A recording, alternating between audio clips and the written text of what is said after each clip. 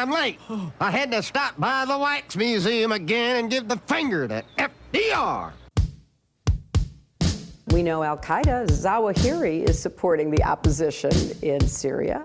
Are we supporting Al-Qaeda in Syria? Well, it's a proud day for America. And by God, we've kicked Vietnam syndrome once and for all. Thank you very, very much. I say it again, you've been had. You've been took. You've been hoodwinked. These witnesses are trying to simply deny things that just about everybody else accepts as fact. He came, he saw, he died. Well, we ain't killing their army, but we killing them. We be on CNN like, say our name, bitch, say it 3 times. The meeting of the largest armies in the history of the world. Then there's going to be an invasion. All right, you guys, introducing Pieter Friedrich. He is a South Asian affairs analyst who lives in California, and he is the co-author of Captivating the Simple-Hearted, a struggle for human dignity in the Indian subcontinent. And check out his website at peterfriedrich.net. Welcome to the show. How are you doing? I'm doing well, Scott. How are you today? I'm doing real well. And so I think this is the second or third piece of yours that we've run at antiwar.com. I think the second. Yeah, second, I believe. Yeah. The last one was was in 2004, right after the Iraq War started. Oh, wow. So, yeah, I really should have gone back and read that. I didn't realize it had been that long. Yeah, it was actually Death and Democracy, talking about kind of cost-benefit analysis about how, the U.S. used the justification of Saddam Hussein's atrocities to go in and invade Iraq, but at the same time, the figures coming out from Iraq in 2004, a year after the invasion, seems to really indicate that the invasion and occupation was causing actually more death than under Saddam Hussein. Boy, got that right. Yeah. No question about it. Okay, so and now this one is great, and I guess this is really your expertise here. Is your book is about India, and so I think many people, old or young in the audience, may really not know the first thing about the conflict in Kashmir, and I take responsibility for that. I'm supposed to make sure that they know, and I haven't focused enough on this story nearly enough, and so now here we are at a crisis where a suicide bomber has killed, I think, 40-something Indian army infantry. And Yeah. Is that right? So a suicide bomber drove an SUV into a convoy of buses that it wasn't actually Indian Army. It was Indian security forces, but called the Central Reserve Police Force. They're a paramilitary that's deployed all over the country, and killed about 40. There have been differing figures, but the main one seems to be 40.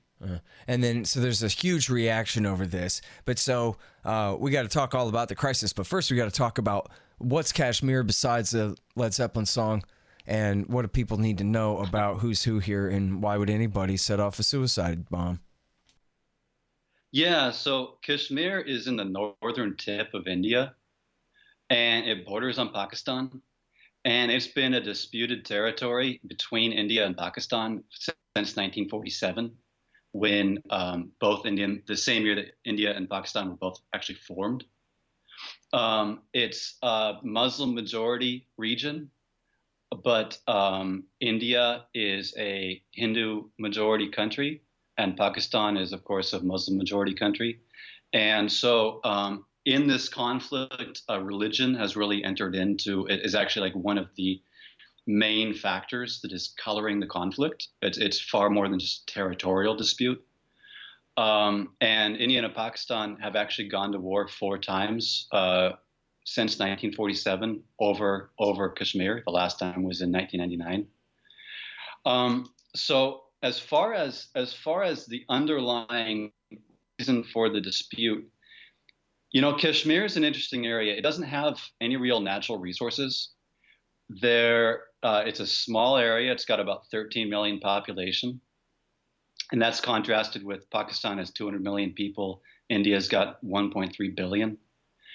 But there's no real reason for either country to really want it as part of their territory. I mean, there's nothing wrong with the area. It's just it's not, you know, they don't have oil. They don't have a lot of natural resources and a lot of minerals or anything like that. The main contention for why they want it over the past 70 years of conflict is basically national pride. I would conjecture, and basically a religious conflict between Hinduism and Islam, between the Hindu India and Muslim Pakistan. You know, one time years ago when I was a cab driver, I had an Indian and a Pakistani riding together in my cab from their high-tech job to the airport kind of thing. And who knows exactly which sects they represented. I know things can get a lot more specific than nationality.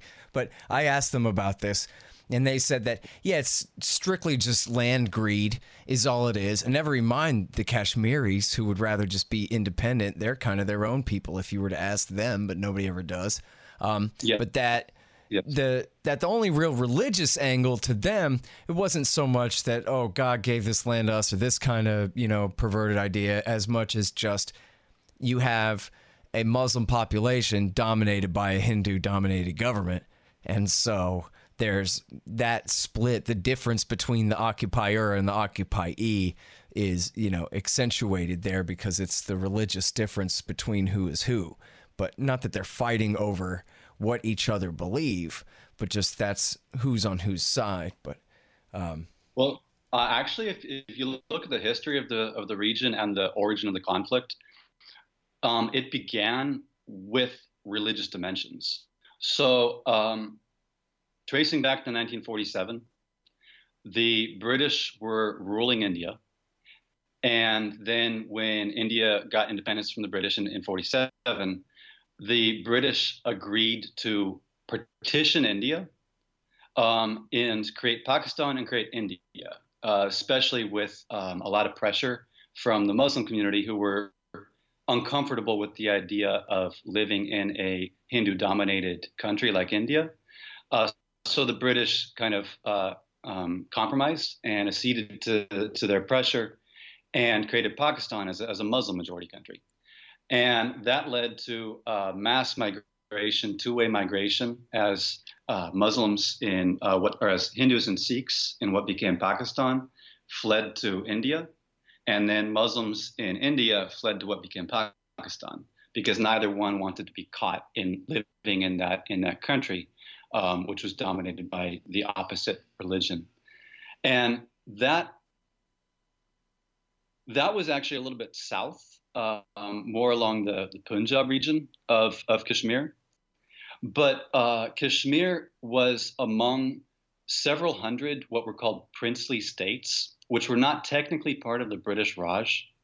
They were kind of controlled by the British Empire, but they weren't actually owned by the British Empire, and they weren't directly occupied. They had their own autonomy, and they were operating their domestic affairs independently. And Kashmir had a Hindu king. It was a kingdom, and it had a Hindu king with a Muslim majority population. And the king had the opportunity to decide to join Pakistan or to join India. And he was kind of waffling on that and was leaning towards being independent. And then some other factors began occurring within Kashmir. There was an armed rebellion that broke out in his kingdom of Muslims who wanted to join Pakistan. There was an invasion of tribal people who were armed by Pakistan who came into Kashmiri territory. And then that kind of caused him to lean towards India. And he ended up signing an instrument of accession and ceding control of Kashmir to India, and then India sent in troops. But right before he did that, like a couple of weeks before he did that, the Maharaja, the king, partnered with a Hindu nationalist organization called the Rashtriya Swayamsevak Sangh, the RSS, which had been founded about 20 years before in a different area of India, and had sprouted up all over India with branches throughout the country, throughout the region. And so the king partnered with the RSS and organized basically a state-sanctioned, state-sponsored pogrom of Muslims in a particular area, Jammu and Kashmir, of this northern region. And between them, over a period of about a month, couple of weeks or a month, they massacred, numbers differ, but probably about 100,000 Muslims, ethnically cleansed the region of Muslims. And then, right around then he ceded control of the region to India. And then around then, India and Pakistan went to war for their first war over Kashmir, and all of that happened. But the roots of the conflict really trace back to this religious dimension, and especially to involvement of these Hindu nationalist groups, particularly this RSS, which is a paramilitary organization, which actually has extensive influence in India's government today. Hey y'all, Scott Horton here from MondoWeiss.net. Philip Weiss and his incredible crew of writers at MondoWeiss.net are just great on all things Israel-Palestine, from war crimes in the occupied territories to the politics surrounding the policies in Jerusalem and Washington, D.C., and the BDS movement and other activism by those trying to bring an end to the Israeli apartheid system. Sign up for their email list and get the lowdown on the latest from Philip Weiss and the gang at MondoWeiss.net.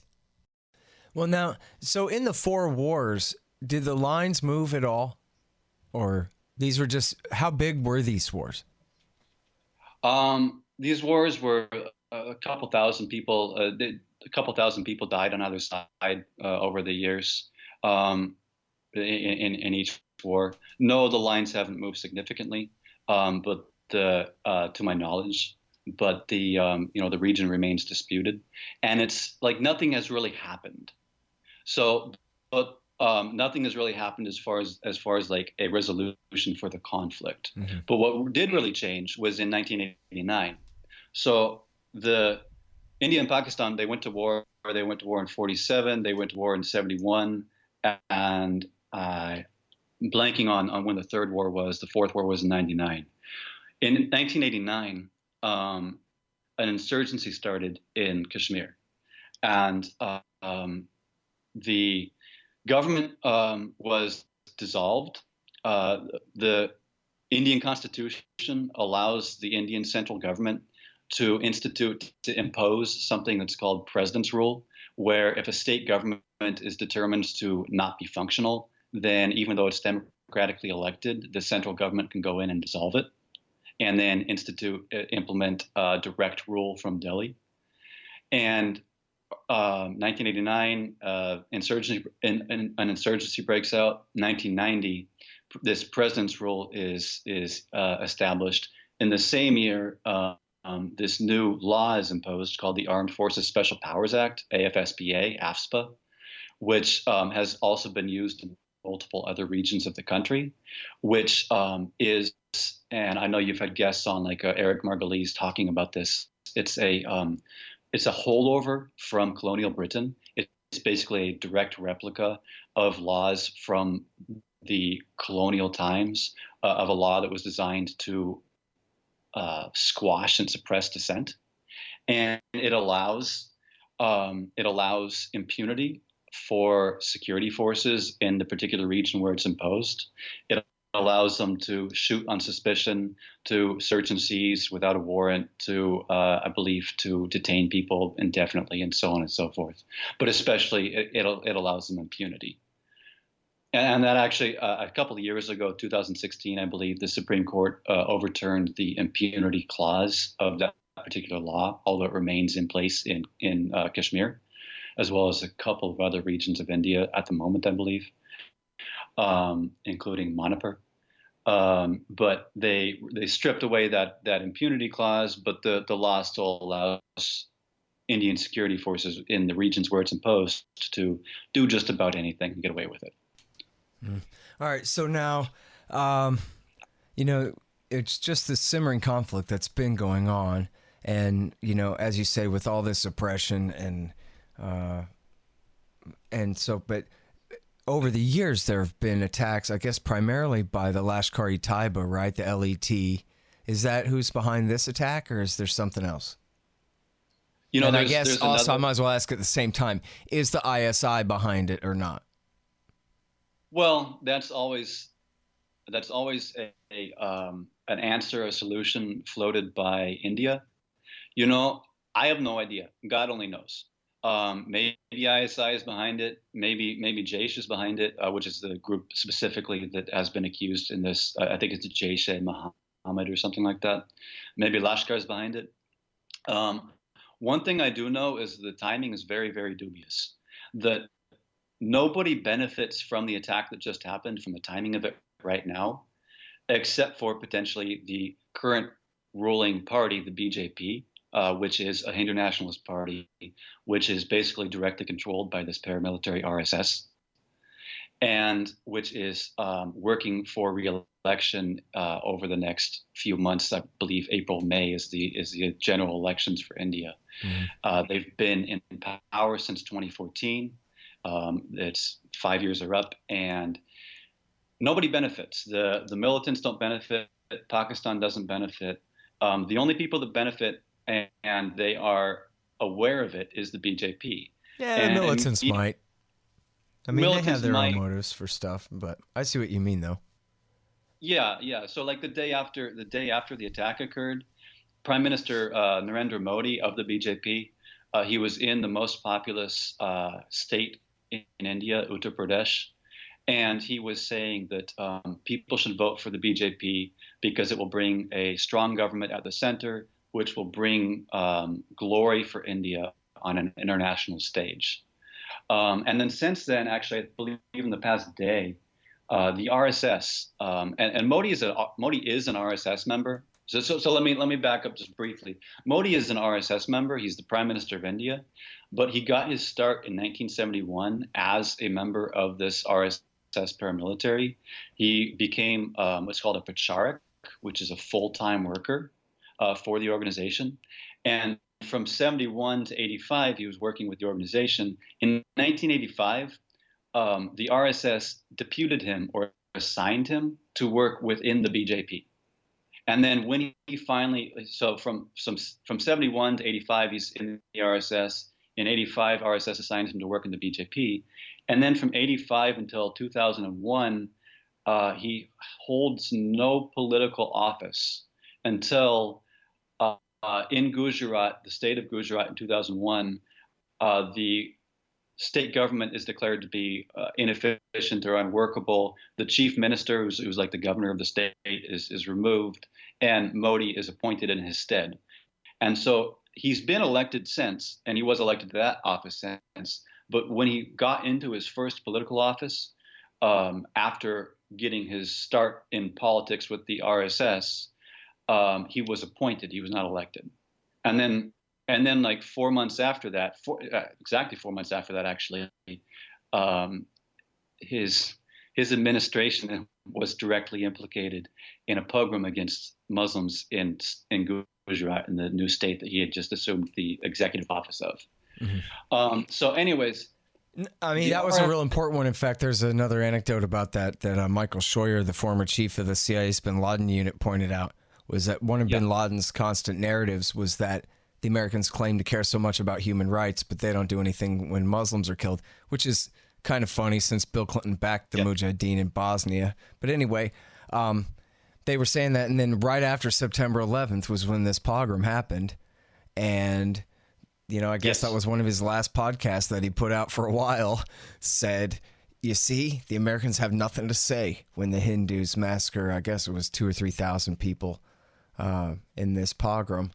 And that helped to really kind of, you know, it was a real boost for him. America's silence on that was a real boost for the terrorist forces right when they need it, to show that they were still right about us, even after the atrocity they'd committed against us. Exactly. Yeah.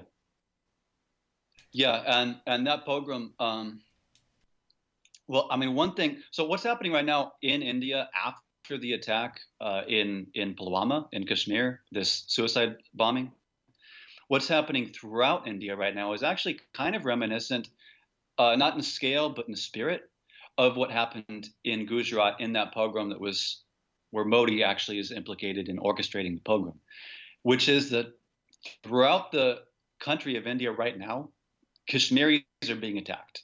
They're being attacked by mobs. They're there's been several notable incidents in one area in a city called Dehradun, which is close to Rishikesh, which is a hippie hotspot. The Beatles are known for it. They wrote a song about Rishikesh. Wait, you're talking about Kashmiris who are in India or in Kashmir? I'm talking about Kashmiris who are in mainland India, throughout India. Right. Okay. Yeah.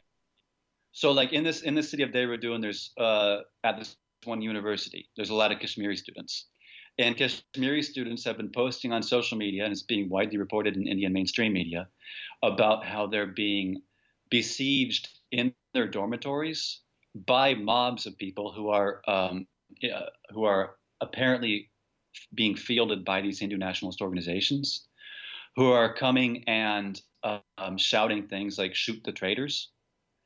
And then these students are saying that they are reaching out to police for help, and that the police are responding to them that, well, no, you should go out and apologize to the mob.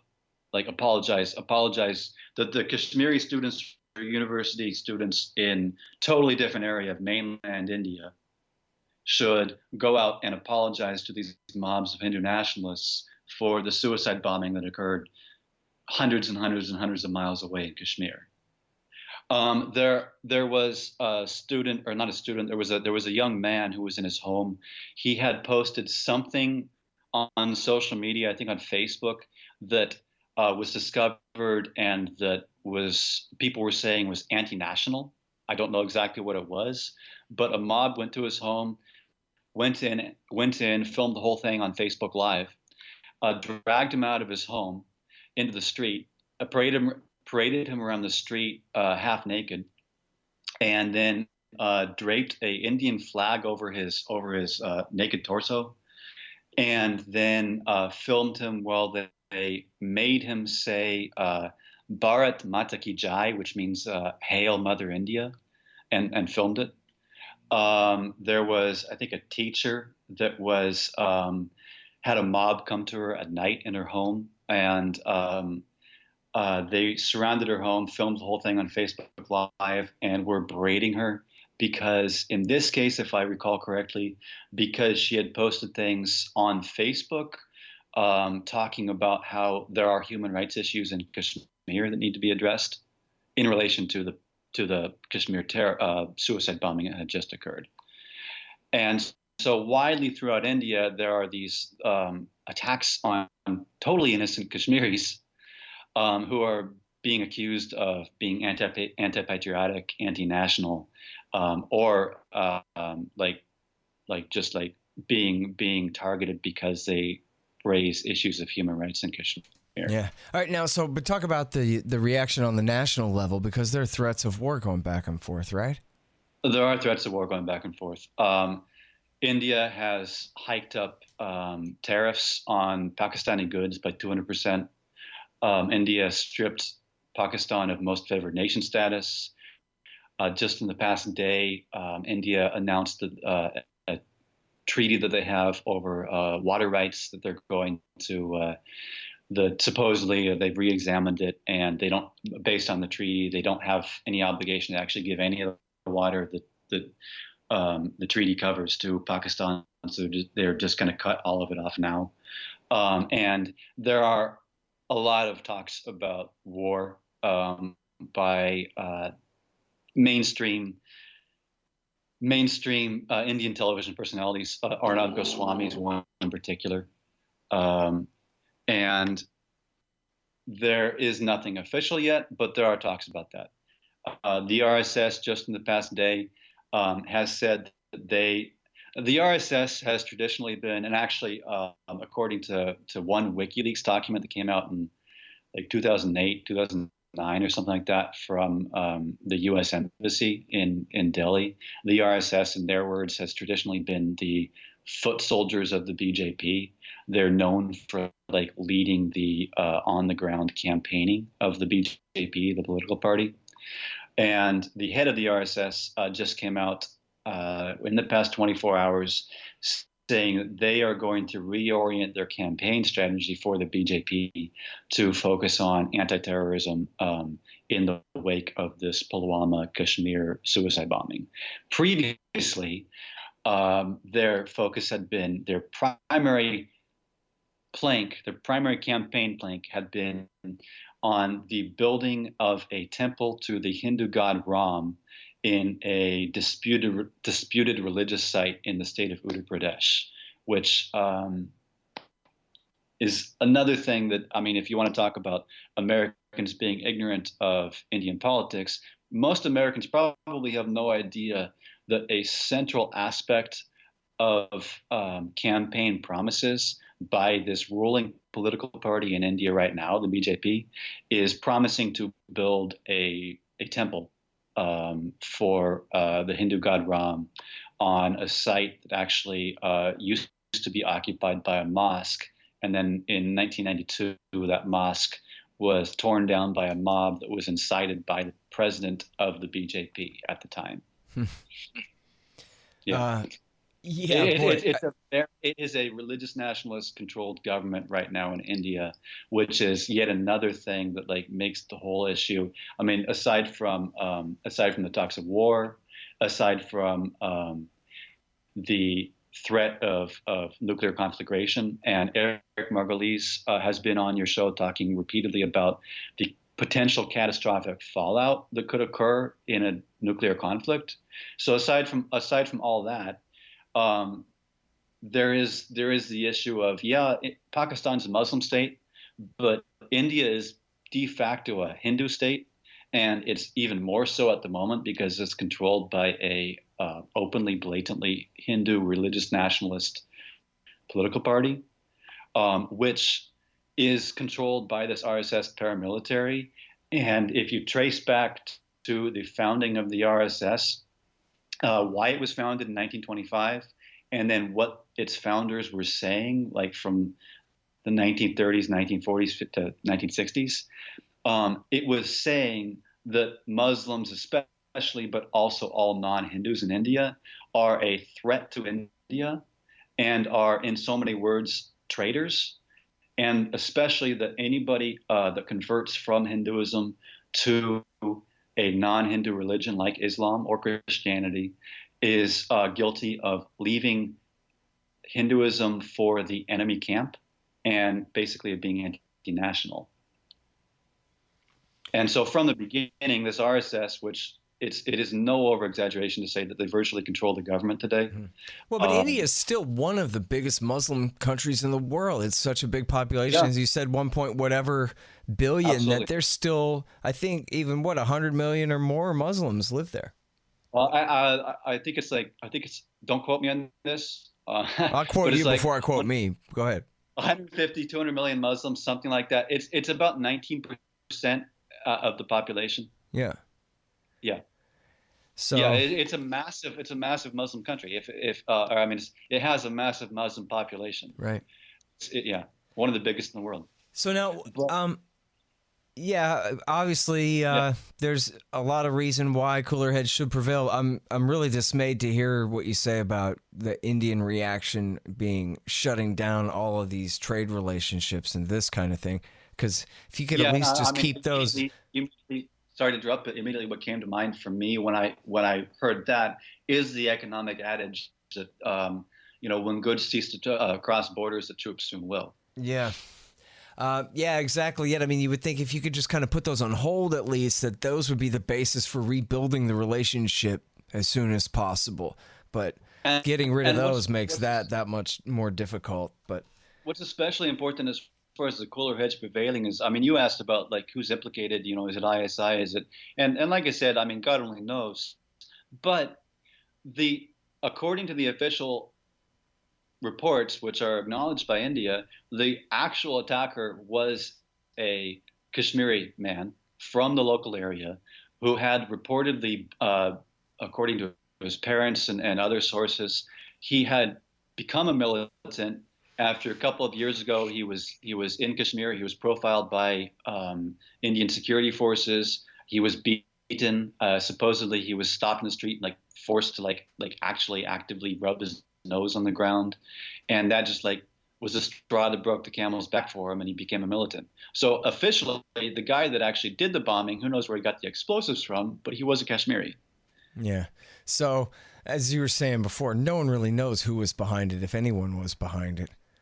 No. And I guess probably somebody else was, as you say, he had to get the bomb from somewhere, but still. Exactly. It'd be unfortunate to see a war break out over something that's still a mystery, essentially. And what's happening right now is India still has at least 500,000 troops in Kashmir, possibly up to 700,000. And Kashmir is an area with 13 million people. So it's a massive, massive troop presence. It's under constant curfew. It's under constant internet curfew. The internet gets cut off there all the time, sometimes for months at a time. It's like ongoing protests for years. And the Kashmiris aren't happy. So whatever the case is, as far as, and I'm no apologist for Pakistan. Pakistan is a major violator of human rights in the world today. But India is a country, India is the country with the 500,000 troops, 500,000 troops in Kashmir. Kashmiris are the ones who are being occupied by India right now. And they are deeply, deeply unhappy. They are deeply, deeply oppressed. And many, I mean, tens of thousands of them have died. Actually, I was especially reminded of one thing that people, as far as cooler heads prevailing, one thing that I would hope the cooler heads would keep in mind is the bigger context of the Kashmir issue. That this is not an isolated incident, this latest suicide bombing, and the conflict has been going on there for decades and decades, and that tens and tens of thousands of Kashmiris have been killed by the Indian security forces, including human rights defenders. One guy in particular was named Jalil Andrabi. He was a Kashmiri human rights lawyer. And in 1996, just after he'd been reaching out to the UN, and just before he was scheduled to go and visit the UN in Geneva, I believe, for the second time, he was picked up while he was with his wife by Indian Army forces and disappeared. And then for a couple of weeks, the Indian Army denied they had him in custody. And then his body washed up in a river, tied up in a sack, hands tied behind his back, eyes gouged out, facial bones broken, and with a gunshot to the back of his head.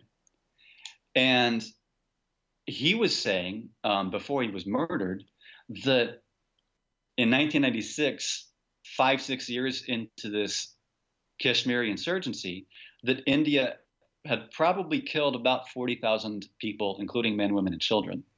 And once again, as far as cooler heads prevailing, as far as like bigger context, that at the time wasn't even isolated to Kashmir. There was also an ongoing insurgency in Punjab to the south of Kashmir, where Sikhs were agitating for a independent state.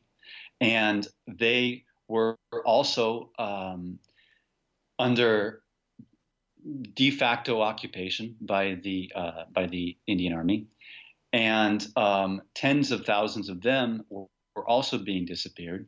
And this guy, this Kashmiri human rights lawyer who was murdered, he was murdered in 96. About 6 months before that in Punjab, a Kashmiri human rights activist named Jaswant Singh Kalra, he was reaching out to international communities. He'd actually just gotten back from Canada, where he'd been reaching out to the Canadian Parliament and reaching out for them to pay attention to evidence that he'd uncovered, which has since been widely proven, that the Indian security forces were picking up Sikh youth and killing them in custody and then cremating their bodies to dispose of the evidence. And this guy, Kalra, in Punjab, in September 1994, 6 months before the Kashmiri guy's murdered. He's picked up by Indian police. He's disappeared for a couple of months. His case was actually widely talked about in U.S. Congress at the time. And then later it came out that he was tortured and killed in custody, and his body was dumped, I believe, in a canal. And then since then, cases were filed, and that was 1995. In 2011, like 16 years later, I think 6 police officers were convicted and sentenced to life for the crime.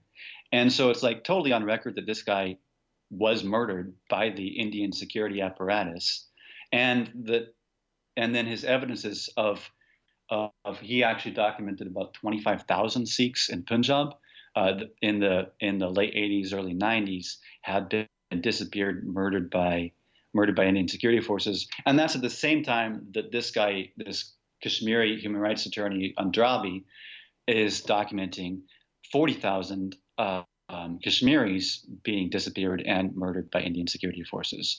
So as far as cooler heads prevailing, like there's bigger context as far as the 70 years of history of unrest and dispute in Kashmir. There's also bigger context as far as like the decades of human rights abuses, of atrocities, of mass murder of tens and tens of thousands of people, not undisputed mass murder of innocent civilians as well as insurgents. I'm sorry, hang on just one second. Hey, y'all, I was talking with Derek Sher from Listen and Think audiobooks, and he agrees with me that it's so important that the Trump White House hears from large numbers of Americans who support his efforts to end the wars in Syria and Afghanistan, especially from combat veterans like himself. The president must hear voices of support from out here in the real world to counteract the cries of the war party in D.C. and on TV. Now, the phone lines are jammed, but they have a pretty good email system there at whitehouse.gov. Email me, scott@scotthorton.org when you do, and Derek Sheriff at Listen and Think audiobooks will give you 2 free ones for your effort.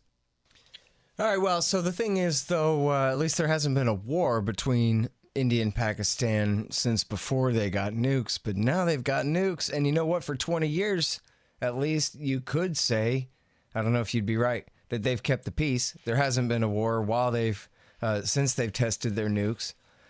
Yes. But, I talked with Con Hallinan about this, and he was saying there's a real problem with the disparity in the nukes right now, where the Pakistanis only have shorter range delivery systems and much smaller, more light tactical size nukes, battlefield nukes for use of defense against Indian armor, essentially, were they to try to invade. I don't know where the soft underbelly is around there, if there is one. If there's a gap they can roll through, but that would be their thing, At the same time, though, the Indians only have H-bombs, or at least, I don't know, only, but have focused much more on strategic nuclear weapons. And so the danger is that you could have the Pakistanis overwhelmed by conventional might on the ground, and so resort to lower yield atom bombs, which would provoke full-scale H-bomb genocide obliteration by the Indians. And as Khan was explaining, the Pakistanis, at least at that point, I don't know the current status of it, but the Pakistanis had devolved battlefield authority over the nukes down to the colonels in the field. And that these guys could use a nuke, and I don't know exactly what all authority they would have to go through in order to do it, but it would be up to them, essentially, to decide. And so this is the kind of thing, you talked about, nuclear winter and that kind of deal. That's what they say, that if you had, at least a medium or full-scale nuclear war between India and Pakistan, even if China did not get involved, even if no one else got involved, that could still lead to the death of maybe even billions of people and the failure of crops all around the world and for a very long time. That's the danger that these kooks, and of course, they all talk tough just like they're in a fist fight. I read a quote from one of the Pakistani generals today. We're ready to fight. We don't care what they say. We're not going to start one, but we're more than happy to brawl if that's what it comes down to. And this kind of thing, which, I don't know exactly what they're supposed to say. Maybe nothing. And just get on the telephone. If you've ever seen the daily closing of the border along Pakistan and Oh India. yeah, where they all do their little goose steps and stuff. They all do their little goose steps. Yeah, it's crazy. It's absolutely insane, and that's why, like, to really pinpoint the issue, like I said, like, it's much more than just a territorial dispute. There's so much as far as religious nationalist dimensions to this. But why this conflict over Kashmir? Kashmir doesn't have natural resources. It doesn't have anything particularly worth claiming it as one country or the other demanding that they must have it. Really, what it strikes me as being about is just about pride, and just about, like, they want that feather in their cap, and they don't want to admit defeat or compromise, or they view any compromise as admitting defeat. Yeah. I mean, that's the thing, right? Because the middle ground would be to just let them have independence and be their own little nation state, and yet that would require Indian withdrawal. So what do the Pakistanis have to give up then? You know, this kind of thing. I can see how difficult this is. By the way, you know, it's also worth mentioning that if America has a legitimate global role, the U.S. government, I mean, assuming its constitutional existence, I guess, for the sake of argument, if they have a role in international affairs at all, it should simply be in hosting peace conferences over things like this. And that doesn't mean making promises like Camp David or whatever, and paying each side billions of dollars to not fight anything crazy. But as far as it's in our interest to prevent even one atom bomb from ever going off at this volatile border here. As far as that, if the U.S. has any role to play in this at all, then it should be in hosting peace talks, and it should be in advocating for peace and for freedom, and that's the beginning and end of it, the be all of it. Yeah. But what we have right now in the U.S. as far as its relationship with India is that there's been a major shift where the U.S. is pulling strings and playing this great game and trying to balance powers against powers in the world, and has shifted from, actually used to be rather pro-Pakistan, now it's shifted to be pro-India. I don't believe it should be either, but it shifted to be pro-India at the moment, and it's seeing India as kind of a balance against China, and it's drastically increased its strategic alliances, its military alliances with India, and at the same time, a lot of that is really, really, really strongly motivated by a India lobby in the U.S., which India lobby is actually not necessarily the correct word, because it's more a Hindu nationalist lobby. It's deeply affiliated with the BJP and deeply sympathetic to the BJP, and is primarily backed by U.S.-based affiliates of the RSS and other Hindu nationalist outfits. And they have, for years, worked very hard, and they have a very strong incentive to prevent the U.S. from even mentioning that there might be human rights issues in India. They have specifically worked against a couple of different resolutions in U.S. Congress. The last one was in 2013-14. Worked to kill them, despite those resolutions being bipartisan supported. And they've protested anytime the Tom Lantos Human Rights Commission, for instance, has had a couple of hearings. They've come out and protested against that.